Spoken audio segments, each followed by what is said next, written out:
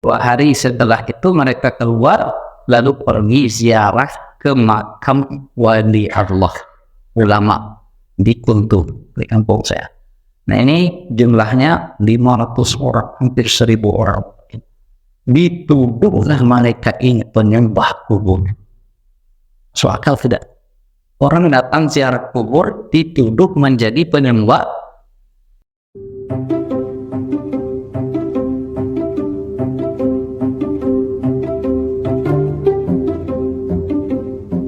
Assalamualaikum warahmatullahi wabarakatuh.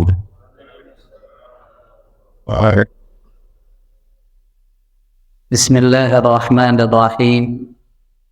Alhamdulillahi rabbil alamin, hamdal hamidin, hamdal mustaghfirin, hamdan yuwafi ni'amahu wa yukafi'u mazidahu. Ya Rabbana lakal hamdu wa lakas syukru kama yanbaghi li jalali wajhikal karimi wa 'azimi sultanik. Bapak Ibu hadirin hadirat yang dimuliakan oleh Allah Ta'ala, menjelang masuk waktu syuruk nanti, kembali kita bermajelis ilmu yang mana kajian kita pada pagi ini adalah tentang aqidah atau tauhid Ahlus Sunnah wal Jamaah yang ditulis oleh Al-Imam Abu Ja'far At-Tahawi yang dikenal dengan Aqidah At-Tahawiyah. Pembahasan kita pada pagi ini adalah masih melanjutkan pertemuan sebelumnya, di mana kita sudah membahas tentang beberapa aspek kenabian Nabi Muhammad sallallahu alaihi wasallam. Di sini dikatakan oleh Al-Imam Abu Ja'far At-Tahawi, wal hawbul ladzi akramakullahu ta'ala bihi riyasan li ummatihi haqqun. Wal hawdu, al-hawdu itu artinya adalah telaga. Jadi ada sebuah telaga, allazi akramahullahu ta'ala bi. Telaga ini diperuntukkan khusus oleh Allah sebagai kemuliaan, diberikan telaga ini kepada Nabi Muhammad sallallahu alaihi wasallam. Lalu apa fungsi dari telaga ini?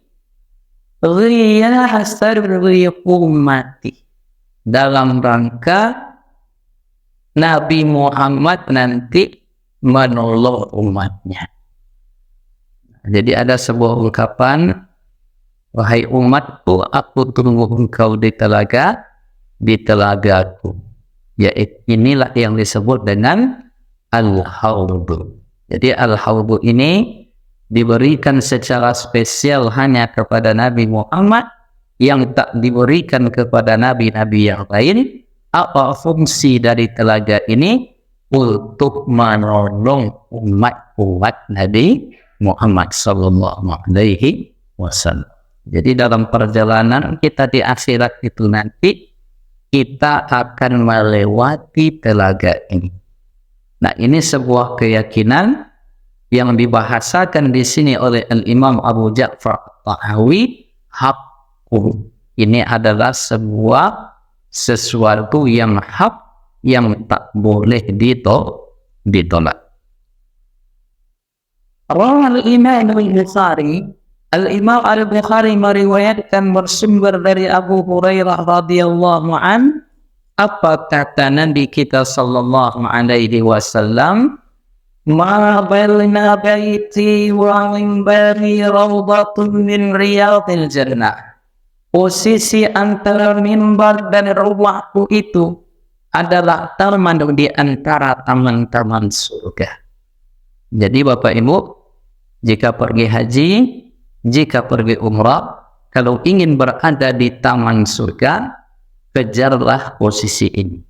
Nah, ini yang dinamakan dengan Raudhah. Biasanya Bapak Ibu kalau haji, kalau umrah akan dibawa masuk, ya. Tetapi antri untuk masuk ke dalam Raudhah. Jadi Raudhah ini kenapa dikatakan ia taman di antara taman surga?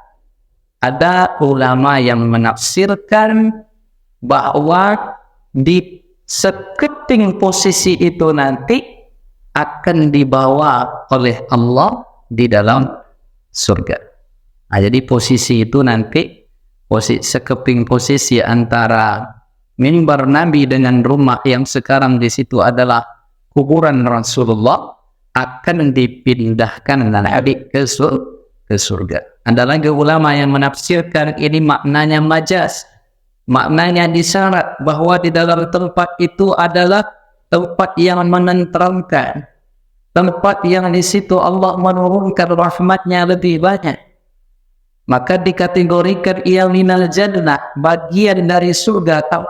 Allah bercucuran di sana, maka karena rahmat Allah bercucuran di sana, dianjurkan kita berdoa apa sebab? Karena di situ potensi mustajab doa itu di dalam roh. Nah, jadi kalau Bapak Ibu ada yang mau jadi caleg, jadi gubernur, pergilah haji, pergi umrah, nanti masuk ke dalam Raudhah itu berdoa banyak-banyak di situ. Ya Allah, dudukkanlah saya menjadi anggota DPR. Maulah hendaknya jemaah Nurul Fajar menerima, mencoblos saya. Jadi kalau Pak mau mencalon nanti umrah dulu, ya. Doa banyak di situ. Mustahil. Dua aja kemungkinannya setelah pulang. Ya, yang pertama duduk, yang kedua tak duduk. Nah, yang pertama duduk, yang kedua tak duduk. Bapak Ibu, ini sedang banyak-banyaknya sekarang. Itu ada tiang listrik di depan rumah saya itu. Kalau banyak aja yang menyangkut di situ, ya. Nah, apa maksudnya itu? Entah banyak gambar-gambar di situ sekarang. Nah, sekarang ya kita doakan, kita upayakan dalam anggota legislatif itu mereka yang terpilih adalah memang orang-orang yang amanah. Kalau amanah itu ya orangnya dinamakan dengan amin, orang yang amanah. Jadi kita aminkan saja dulu. Paham? Tidak paham, tolong video yang bagian ini dipotong nanti, memang masalah ini. Ya, dia aminkan dulu. Ya, semoga yang muncul itu nanti orang-orang yang terpercaya. Anda Ustaz, kan dan sini sama maju, kalau saya masih Nurul Fajar terpilih beliau kan wajar nanti gurunya maju tapi dipilih. Dunia akhirat awas nanti lupa. Sempat kalah di sini beliau nanti awas mau kami ngaji sendiri. Bapak Ibu hadirat kemana sampaikan jiwa tadi tentang ya doa di Raudhah. Nah, itulah kemuliaan Raudhah itu. Kemudian Nabi menandakan wa'umbari ala hudi mimbar itu posisinya berada di haudku, di telagaku. Apa ini maksudnya? Ini mimbar Nabi, di sini rumah Nabi. Posisi itu dinamakan dengan Raudhah. Kemudian telaga Rasulullah itu di atas mimbarnya. Berarti setentang dengan mimbar itu ke atas, di sanalah terdapatnya telaga Nabi. Jadi Nabi hanya memberi kisi-kisinya. Ya, kisi-kisinya di sanalah nanti beradanya. Ya, seiring, ya, sejalan selurus dari posisi mimbar Nabi ke atas, ya, di alam lain yang kita tidak bisa mendeteksinya, tetapi kisi-kisinya di sanalah nanti di akhirat itu beradanya posisi telaga Rasulullah Sallallahu Alaihi Wasallam. Kemudian diriwayatkan dari Uqbah bin Amir, anna Nabi Sallallahu Alaihi Wasallam kharaja yawman. Suatu ketika Nabi Muhammad keluar, fasalla ala ahli Uhudin. Kemudian Nabi Muhammad Sallallahu Alaihi Wasallam salat, salatuhu alal mayyit. Jadi dia mensalatkan korban-korban perang Uhud, sebagaimana ia menyolatkan salat jenazah. Kemudian summan sarafa ilal mimbar. Lalu Nabi naik ke atas mimbarnya. Lalu apa kata Nabi ketika itu memberikan wejangan, inni faratukum wa ana syahidun alaikum. Saya menjadi saksi di antara kalian atas kalian nanti. Ini sesungguhnya aku, wallahi demi Allah, la anzuru minar rawdi al-an. Sekarang kata Nabi, saya berada di posisi mimbar ini, dibukakan kepadaku kearifan sehingga aku sekarang melihat telagaku yang diberikan oleh Allah kepada ini Nabi Muhammad itu diperlihatkan kepadanya apa yang tak diperlihatkan kepada kita manusia biasa.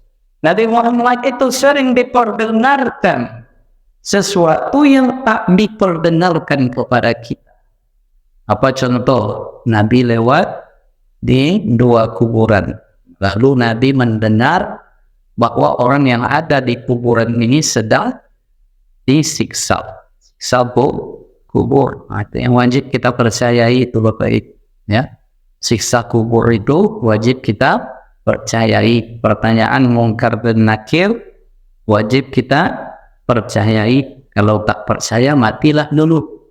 Nah, tengok nanti di kubur ada enggak siksa kubur atau tidak, karena ini berita-berita kegaiban yang Nabi menyampaikan kepada kita, yang sikap iman kita di situ hanyalah sami'na wa ata'na. Jadi Nabi ketika itu diperlihatkan mimbarnya, kemudian wa inni qad uhtitu khaza'ina mafatihil ardi. Dan sekarang saya nampak, saya diberikan pada akhirnya, pada ujungnya nanti, seluruh perbendaharaan bumi ini akan terbuka untuk Rum akan dikalahkan, Romawi akan dikalahkan, Parsi akan dikalahkan. Seluruh termasuk di setiap muka bumi ini, kata Nabi, akan mendengar dakwah. Jadi Bapak Ibu sekalian, Nabi sudah punya isyarat, firasat yang kuat diberitahukan oleh Allah bahwa cahaya Islam ini akan menembus ke berbagai tempat. Di antaranya cahaya Islam itu sampai ke bumi Syam. Bumi Syam itu sekarang menjadi 4 negara: Jordania, kemudian Palestina, kemudian Lebanon, kemudian Suriah atau Syria, Damaskus sekarang. Sampai cahaya Islam di sana. Mulanya negeri Syam itu, wabil khusus Baitul Maqdis, adalah tanah para nabi. Sehingga dikatakan oleh Allah di dalam menceritakan suruhan Nabi untuk memasuki al-ardul muqaddasatah, diceritakan di dalam Al-Quran, ya qaumi urhul ardul muqaddasah, wahai kaumku, masuklah kalian ke negeri Abul Muqaddasah, tanah suci. Jadi kalau ada ungkapan tanah suci Makkah, tanah suci Madinah, jangan dilupakan ada tanah suci Palestina, wabil khusus Baitul Maqdis, khususnya lagi Masjidil Aqsa yang sampai hari ini masih digenosida oleh Israel. laknatullah alaihim, ya, Zionis Yahudi, ya Allah, yang memerangi, yang membunuh anak-anak, yang rumah sakit diserang, pengungsian dihabisi, dan memang bangsa ini adalah bangsa yang selalu melanggar protokoler hukum peran humaniter internasional. Di dalam Islam kan, kalau kalian berperang, kata Nabi, jangan sampai menebang pokok, jangan sampai membunuh anak. Kalau ada tempat ibadah lain, gereja kah, sinagog kah, tempat ibadah pokoknya jangan dihancurkan. Jika ada orang yang beribadah di dalamnya, jangan dihancurkan. Ya. Kemudian ada orang tua, nenek-nenek, kakek-kakek yang tak ada urusannya dengan perang ini, kata Nabi, jangan dibunuh. Itu prinsip Islam. Tetapi mereka justru yang dihantam itu adalah rumah sakit, anak-anak, perempuan, nenek-nenek, orang tua, kamp-kamp pengungsian, kemudian sampai ke gereja-gereja yang ada di sana. Nah, jadi Zionis ini, Bapak Ibu, dia melihat, ya, selain dia itu hanyalah sampah, hanyalah najis yang boleh ditumpahkan darah. Tidak peduli mereka. Pokoknya selain Zionis Yahudi, ya, yang selain mereka itu semuanya adalah najis. Inilah yang pemahaman mereka. Bapak Ibu, apa yang bisa kita lakukan? Yang bisa kita lakukan sekarang, berdoa, dan boycott produk-produk yang ada hubungan kaitnya dengan Yahudi dan Amerika itu. Ya, kalau apa sekarang, kalau ingin beli minum, carilah minum yang produk dalam negeri. Ada sekarang minum produk dalam negeri namanya Sahjo. Ini kreatif juga nih orang hebat. Ini pasti yang membuat ini orang Minang itu. Ya, airnya Sahjo. Beli itu. Ya, daripada beli yang ini. Dia harus, inilah yang bisa, yang minimal bisa kita lakukan. Nah, Bapak Ibu hadirin, hadirat yang dimuliakan oleh Allah, jadi Nabi mengatakan cahaya Islam ini akan menembus sampai ke pelosok-pelosok negeri Syam. Itu mulanya adalah negeri para nabi, lalu setelah itu dikuasai oleh orang-orang Romawi. Setelah itu di masa Nabi, kemudian di masa Abu Bakar, di masa Umar melanjutkan perluasan negeri Islam, mengambil kembali, ya, negeri Syam itu, ya, dapat ditaklukkan negeri Syam. Kembalilah Al-Aqsa itu ke pangkuan umat Islam. Kemudian dalam, ya, Al-Aqsa, negeri Syam berada dalam pangkuan kehalat gas ila pahat Islam sampai pada masa Turki Utsmani, dinasti Turki Utsmani. Nah, di situ sebelum Turki Utsmani, ketika terjadi perang, ya, sebelum Turki Utsmani, ketika terjadi Mur Tawaif, maka lepas lagi Al-Aqsa ini, ya. Kemudian pada Turki Utsmani pada akhirnya diambil lagi, ya, diambil lagi pada dinasti sebelum Turki Utsmani, dilepaskan kembali oleh Salahuddin Al-Ayyubi, ya, sampai, ya, dinasti Ayyubiyah, sampai nanti terakhir dipegang kendali wilayah ini masuk dalam kekhilafahan Islam Turki Utsmani pada tahun 1948. Lepas, ya, berdirilah negara Israel itu. Lepas lagi Baitul Maqdis itu, sampai siapalah nanti yang akan membebaskannya kembali. Mudah-mudahan, ya, di akhir-akhir zaman ini ada pembebasan itu lagi nanti, insya Allah, ya, kita yakin sebagaimana yang dikatakan oleh para pejuang, ya, semuanya nanti akan berjuang untuk itu, berdoa untuk itu, berupaya itu, yang insya Allah kemenangan itu akan menjadi milik umat Islam. Ya, jangan lupa berdoa, jangan lupa berjuang, kenalkan kepada anak keluarga kita tentang apa yang terjadi sekarang. Jangan nanti di masa mereka lah munculnya pejuang-pejuang yang membebaskan Masjidil Aqsa yang penuh berkah. Bapak Ibu yang dimuliakan oleh Allah Ta'ala. Nah, itu kata Nabi, Islam ini akan menembus segala penjuru. Kemudian ada yang menarik dari ungkapan Rasulullah di sini, wallahi,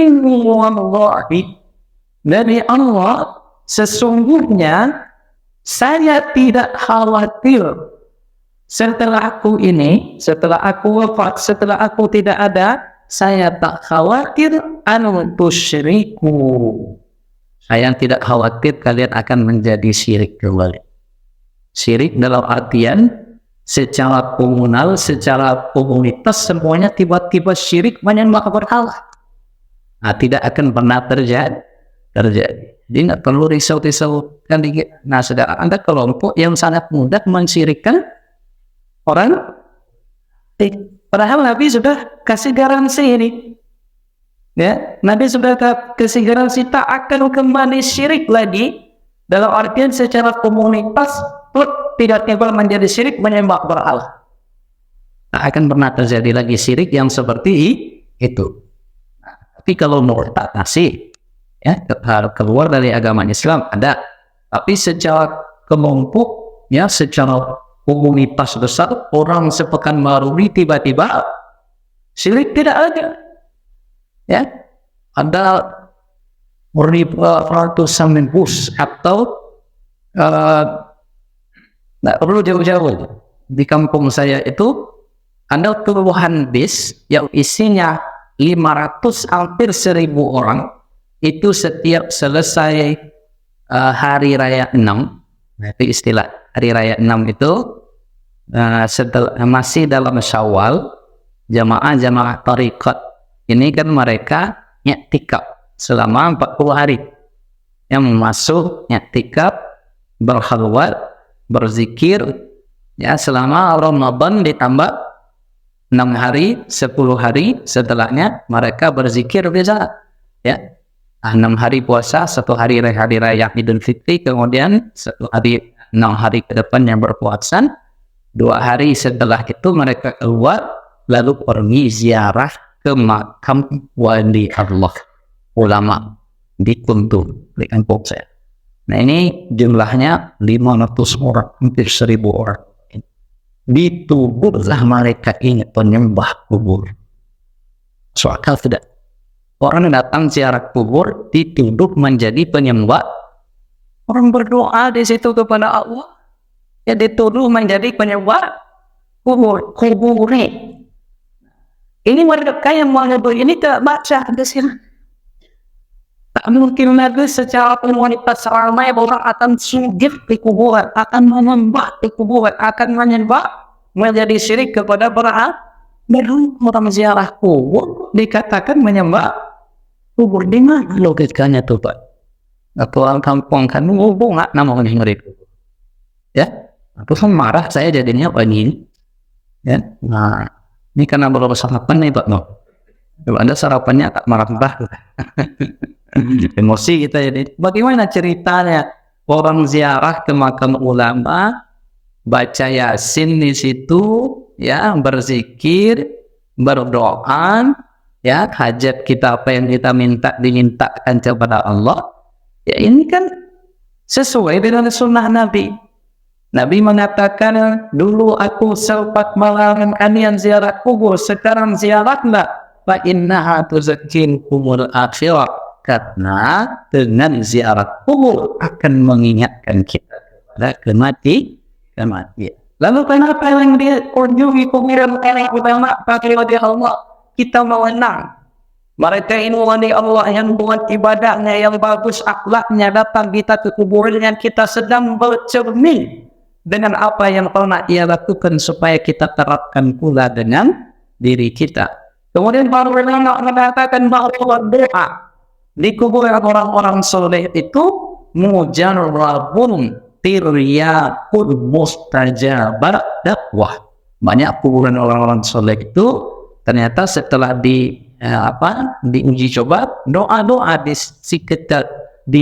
sekitar kuburan orang-orang soleh itu mustajab.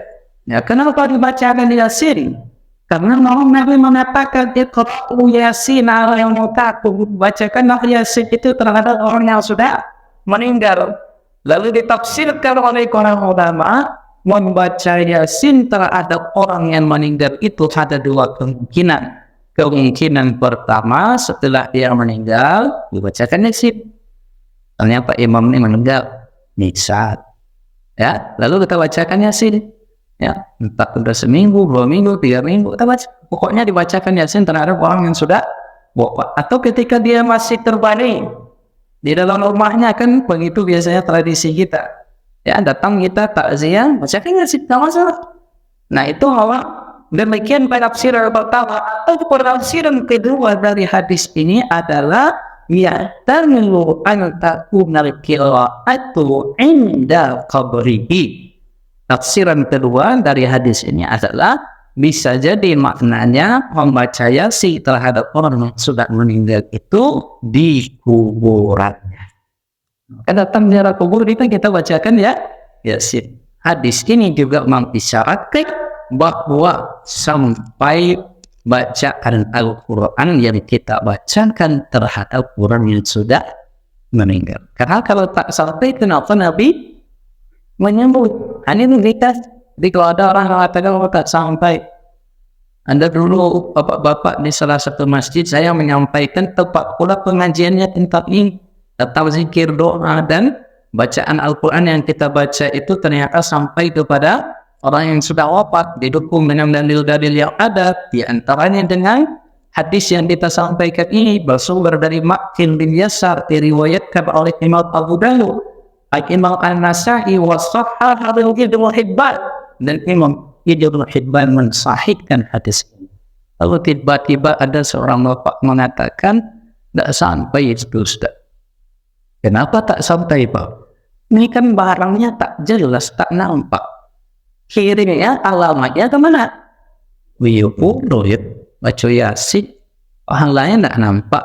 Kirimnya alamatnya juga tidak jelas. Oh, Bapak salah mengkiaskan. Ini perkara metafisik. Ya, metafisik itu kan yang tak nampak, yang gaib. Ya tentu sudut pandangnya sudut pandang keimanan kepada yang gaib, bukan perkara fisik yang nampak. Kalau buku bisa dikirim kemana? Kenapa? Ini di dunia ini ceritanya nanti sudah berbeda. Allah kesal juga saya lupa ibu. Mati nggak apa-apa dulu saya bilang. Nanti saya kirim dan bacaan Yasin setidaknya Al-Fatihah sampai nak sampai nanti tengoklah di situ saja. Sejak itu Bapak Ibu tak datang bapak ini lagi kajian saya. Dua aja kendamnya itu. Yang pertama memang sudah mati, yang kedua memang tak suka pengajian awak. Ya sudah. Lalu saya sampaikan di minggu berikutnya, kalau ternyata meninggal bapak ini, mari kita kirimkan Al-Fatihah. Al-Fatihah kata jemaah semuanya. Karena jemaah pun tak kenal siapa beliau. Ya, karena bukan dari jemaah sekitar dia suka keliling barangkali. Jadi kalau ibu tak percaya, matilah dulu. Ibu ya, nanti kami bacakan ya Yasin sampai tidak sampainya kasih tahu lah nanti ke Pak Imam. Ya, artinya Pak Imam itu setelah mati nanti. Wahai Pak Imam, ya. Nah, Khairul, kami sudah mati. Terima kasih atas bacaan Yasin. Besok pagi dia langsung nikah itu. Ya, kenapa? Nah, subuh dia kan tunggu katanya ya. Aku harus cepet-cepet nikah itu. Bapak Ibu yang dimuliakan oleh Allah Ta'ala. Jadi tidak akan kembali syirik ya, secara formalitas. Tiba-tiba langsung nyembah berhala, tidak. Ya, Nabi sudah beri garansi. Kemudian kata Nabi, walakin akhafu an tunafisu fiha. Yang saya khawatirkan kepada kalian ini adalah, kata Nabi, kalian berlomba-lomba mengejar dunia. Itu aja yang saya khawatirkan. Ya, berlomba-lomba mengejar jabatan, sikut kanan, sikut kiri, itu terjadi. Berlomba-lomba mendapatkan sesuatu dengan menghalalkan secara segala cara, itu terjadi. Ya, gara-gara uang, gara-gara bisnis rusak ukhuwah. Ya, bahkan sampai Bapak Ibu, saya mendengar dari kawan-kawan, ya, buka travel haji, buka travel umrah, dikicuh jamaah. Innalillahi wa inna ilaihi raji'un. Ya, uang jamaah diambil, ya, nah, kemudian diletakkan jamaah ini nanti di hotel-hotel yang jauh. Ini terjadi. Dan uang jamaah diambil, ditipu, ya, nah, akhirnya tiket pesawat tak ada, terbengkalailah jamaah di bandara. Innalillahi wa inna ilaihi raji'un. Ini apa yang terjadi yang membuat begini? Ya, matanya sudah hijau melihat uang, sehingga tidak ingat lagi bahwa ini umat Nabi Muhammad yang punya niat tulus untuk beribadah, ternyata ditipu. Ya, yang owner travelnya pergi jalan-jalan ke Paris, Prancis, ya, di hotel, ya, gaya istrinya nggak tanggung. Nah, inilah orang yang sudah tertipu oleh dunia. Ada lagi Bapak Ibu pengurus, ada yang sampai ceritanya ke saya, dia mengurus jemaah pergi haji umrah, tapi kerjanya apa? Kerjanya mabuk. Innalillahi wa inna ilaihi raji'un. Ya, hati-hati. Ya, yang begini ini nanti cepat tumbangnya.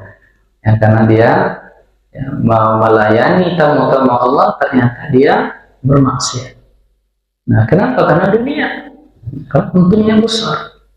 Kalau singgah di hotel, minum ini, minum itu, Allah Maha Pencemburu.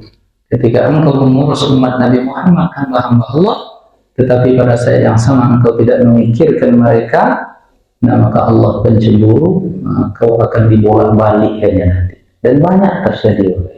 Nah, itu pada aspek bisnis, ya, belum lagi pada aspek-aspek yang lain. Hati-hati. Berlomba-lomba mengejar dunia, semakin dikejar semakin, ya, tak dapat. Ibarat meminum air laut, semakin diminum semakin haus. Apa cara untuk menghambat itu supaya syahwat dunia kita ini tidak terlalu besar? Perbaiki sholat kita. Rupanya sholat itu menghambat keinginan syahwat yang tidak terkendali. Itulah caranya Bapak Ibu. Ya, kita sholat berjamaah, ya. Nah, saya senang sekali pagi ini. Tiba-tiba Pak Imam sudah berkunut dia. Biasanya tak berkunut dia. Nah, alhamdulillah. Allahumma hadina fi man hadait. Ya Allah, berikanlah kami hidayah seperti yang Kau berikan hidayah kepada orang-orang yang mendapatkannya. Allahumma hadina fi man hadait wa afina fi man afait. Cuma ada yang kurang tadi Pak Imam. Harusnya dalam kunut tadi doakan juga Palestina. Kalau momennya seperti sekarang, ya, Allahumma ansur ikhwanana, Allahumma a'izzal Islam wal muslimin wa adhillas syirka wal musyrikin wa dammir a'da'aka a'da'ad-din wansur ikhwanana al muslimin al mazlumin al mustad'afin fi Filistin. Allahumma harriril masjid al-aqsa minal yahudil ghasibin. Insyaallah kita tidak tahu entah dari amin siapa, nanti Allah kabulkan doa itu. Ya, ada juga nampaknya tadi pas Pak Imam berdoa berkunut, dia tak berkunut. Ada juga tadi nampak beberapa orang. Nah, ini macam mana ini? Ya, padahal dalam hadis dikatakan imam itu dijadikan sebagai imam untuk diikuti. Maka fatwa para ulama mereka juga mengatakan kalau imam kunut, kamu kunut. Ya, ini dia tak kunut karena dianggapnya itu mungkin bid'ah. Semoga nanti, ya, dapat hidayah yang begini-begini ini. Ya Pak Imam, ya. Nah, sejak kapan kita kunut, Pak? Hah? Karena bulan lalu saya kesini Pak Imam masih belum kunut. Sebulan Pak. Alhamdulillah. Semoga istiqomah. Ya, memang harus pelan-pelan kita, ya Pak, ya. Nah, semoga insya Allah tidak akan menjadi polemik karena ini sunnah yang kita hidupkan. Bapak Ibu hadirin hadirat yang dimuliakan oleh Allah, yang dikhawatirkan oleh Nabi adalah ketika kita berlomba-lomba mengajak dunia.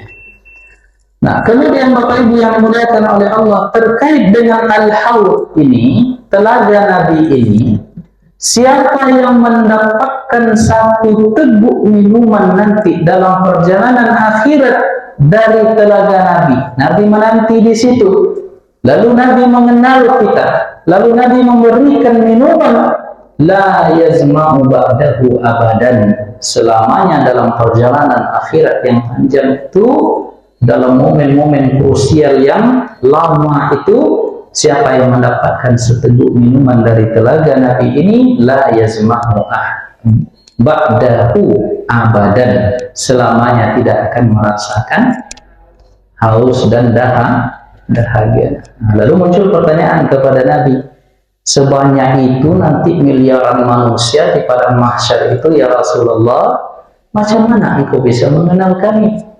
Nah, apa kata Nabi dalam riwayat Imam Muslim, lakum sima, jadi ada tanda di kalian itu nanti.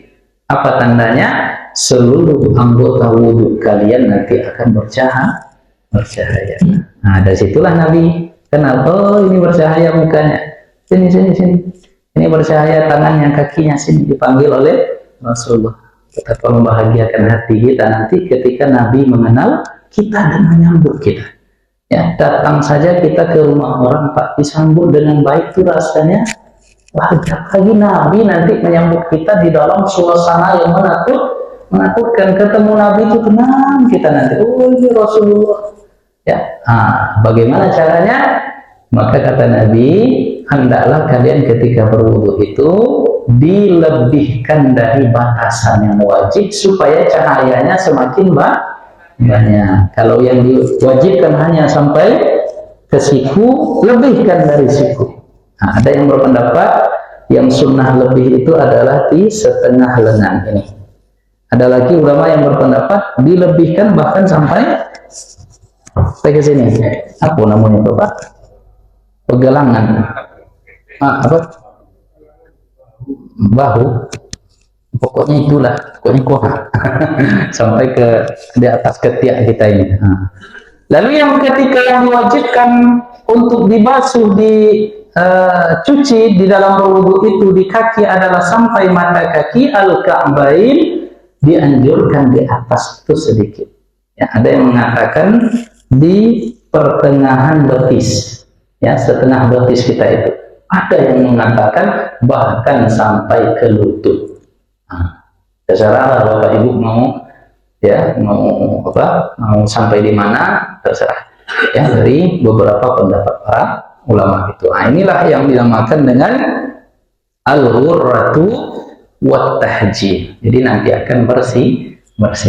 Jadi yang main-main wudhu itu, ternyata wudhu itu ada rahasia agung yang Nabi suruh, sederhana tetapi menyelamatkan kita nanti di akhirat. Jadi Nabi mengenal, oh ini sini minumlah. Nah, kalau sudah dapat minum itu selamat sudah, ya, aman nanti. Ya, walaupun ada yang cepat, ada yang lambat. Mudah-mudahan kita yang masuk jalan tolnya nanti bisa lebih cepat sampai ke surga. Amin ya rabbal alamin. Nah, ini tak boleh kita tolak. Inilah hak. Kemudian wasyafa'atu allati iddakharaha lahum haqqun. Begitu juga syafaat yang diberikan kepada Nabi kita Muhammad SAW, yang Nabi mempersiapkan syafaatnya itu di akhirat kelak, itu juga adalah hak yang harus kita terima menjadi sebuah keyakinan yang kokoh. Ya. Jadi potensi kita masuk surga itu besar, Pak, Bu. Ya, maka berbaik sangka kepada Allah. Umat Nabi Muhammad, insya Allah kita mendapatkan minuman dari telaga Nabi, dan insya Allah kita bisa mendapatkan syafaat dari Nabi. Maka berbahagialah kita. Yang berbahagialah kita. Lalu sebelum kita uraikan, ya pada bulan depan kita uraikan detail tentang syafaat ini apa. Ada hal-hal yang bisa dengan mudah kita lakukan ya. Lalu dengan itu insya Allah kita berhak mendapatkan syafaat Nabi. Apa diantaranya? Ketika azan berkumandang, jawablah suara azan itu seperti muazzin mengucapkannya, kecuali di kalimat hayya 'alas shalah, hayya 'alal falah. Selesai muazzin berazan, maka ucapkan Allahumma rabb hadhihi da'watut tam, Allahumma rabb hadhihi da'watit tamah wassalatil qa'imah ati Muhammadan al-wasilata wal fadilah wasyarafa wad darajatal 'aliyatar rafi'ah wa ba'athallahumma maqaman mahmudan alladzi wa'adta innaka la tukhliful mi'ad. Dalam satu riwayat dikatakan wajib orang ini mendapat syafaat Nabi. Di sunnah-sunnah yang ringan ini jangan ditinggalkan. Ini fokus saya sunnah itu jenggot aja yang sunnah, ya, mata kaki celana aja yang sunnah, lupa dengan sunnah-sunnah amaliyah. Ya, jadi ketika azan berkumandang ucapkan itu. Dalam riwayat lain dikatakan orang yang begini nanti akan masuk ke surga itu dari pintu manapun yang mereka inginkan.